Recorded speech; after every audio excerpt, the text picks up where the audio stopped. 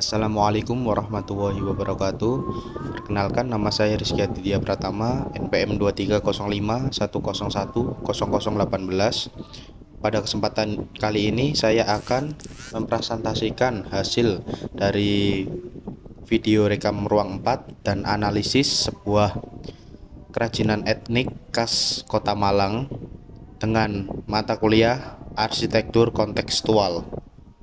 Jadi kerajinan etnik yang saya ambil di Kota Malang yaitu keramik Dinoyo, yang merupakan salah satu kerajinan yang telah menjadi bagian penting dari identitas budaya lokal. Terletak di kawasan Dinoyo, lingkungan ini berkembang menjadi sentra kerajinan rakyat yang hidup dari tradisi, keterampilan tangan, dan relasi kuat antar warga.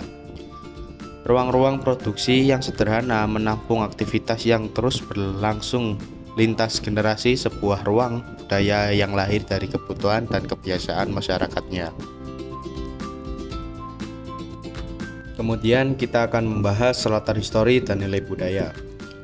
Jadi asal-usul keramik Dinoyo dapat ditelusuri sejak tahun 1950-an. Ketika beberapa pengrajin mulai mengelola tanah liat dari sekitar Kota Malang yang dijadikan produk rumah tangga dan ornamen hias. Seiring waktu, keterampilan ini diwariskan dan berkembang menjadi industri rumahan dengan karakter khas, bentuk fungsional, motif bernuansa tradisional, dan warna glasir alami yang hangat.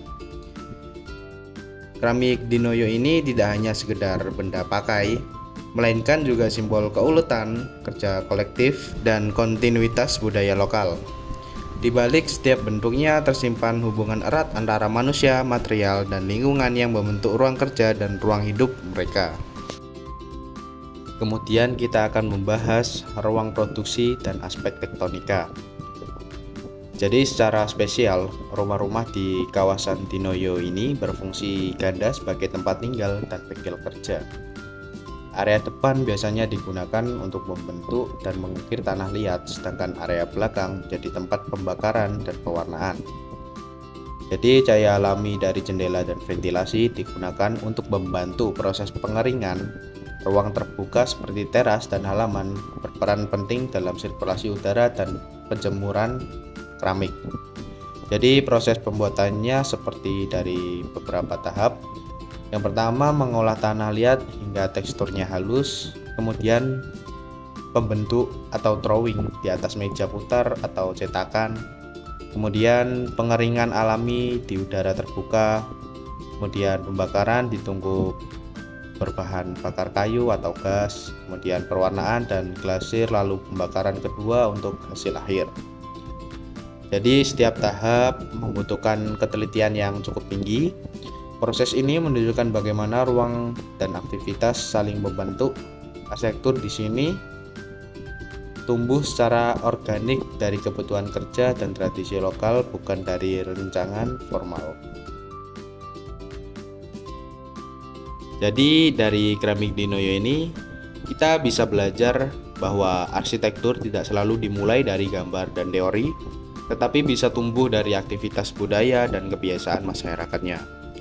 Ruang-ruang kerja para pengrajin terbentuk alami, menyesuaikan alur produktif, cahaya, dan fungsi, mencerminkan arsitektur yang hidup dan berakar pada konteks lokal. Keramik Dinoyo bukan hanya benda seni, tapi juga cermin hubungan manusia dengan ruang, bahan, dan tradisi. Ia menjadi saksi bahwa budaya dan arsitektur terpadu menjaga warisan masa lalu sambil terus hidup di masa kini.